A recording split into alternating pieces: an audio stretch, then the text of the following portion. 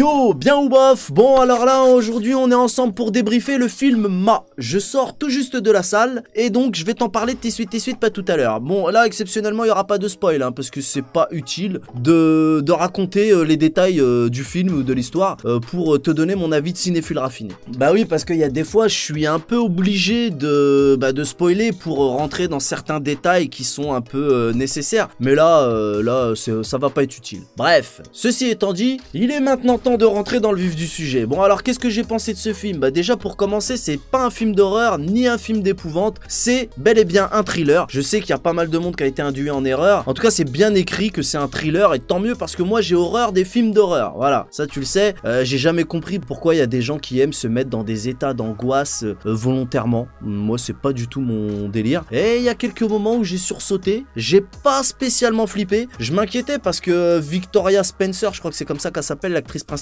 je l'avais déjà vue dans des films drôles et je me demandais comment elle allait faire pour me faire avaler la pilule, enfin pour que ce soit crédible dans un film un petit peu flippant, hein, même si c'est pas un film d'horreur, je savais que ça allait être un peu flippant, de toute façon on le voit bien dans la bande-annonce. Mais au niveau de l'actrice, il n'y a rien à signaler, hein, ça fonctionne, elle joue bien son rôle de psychopathe la meuf. On voit qu'elle a pris plaisir avec ce rôle parce qu'elle passe de la femme amicale et sociable à la psychopathe complètement jobard en un claquement de doigts, et ça je dois bien avouer que c'était quand même pas évident à faire et moi ça m'a bien plu. Bon alors au niveau de l'histoire, oui l'histoire elle est quand même bien ficelée, donc on se prend au jeu, mais le scénario ça reste quand même du vu et revu et ça m'a déçu quand même. Bah oui ça m'a déçu, là on est loin du chef-d'œuvre, hein, c'est le moins qu'on puisse dire, mais je vais te faire une confidence ma gueule, tu sais, par expérience je sais que toutes les affiches où ils te mettent par le réalisateur de Get Out, de machin, que quand on te sort les grands blasts comme ça, non, faux, nul, zéro, ça fonctionne jamais, c'est toujours des feintes d'imposteurs, à chaque fois qu'ils mettent ce genre de bullshit sur les affiches, c'est des feintes de mythos.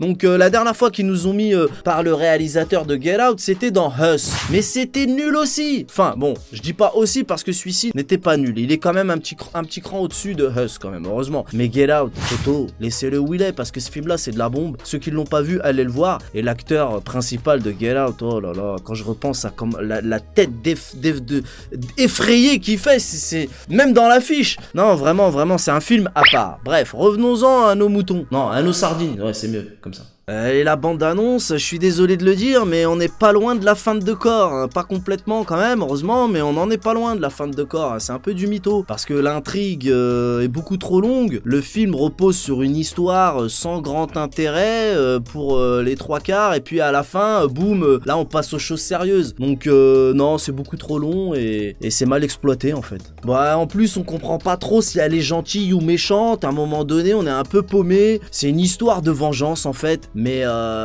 cette histoire de vengeance elle est mal exploitée parce que elle s'est fait victimer au lycée, mais si toutes les personnes qui se font victimer au lycée deviennent des jobards comme elle, on est un peu mal barré. Donc je l'ai déjà dit, moi tu peux me faire avaler tout qu'est-ce que tu veux, mais faut bien me mitonner. Là ils m'ont mal mitonné, fallait la victimer plus, fallait y aller à fond, hein.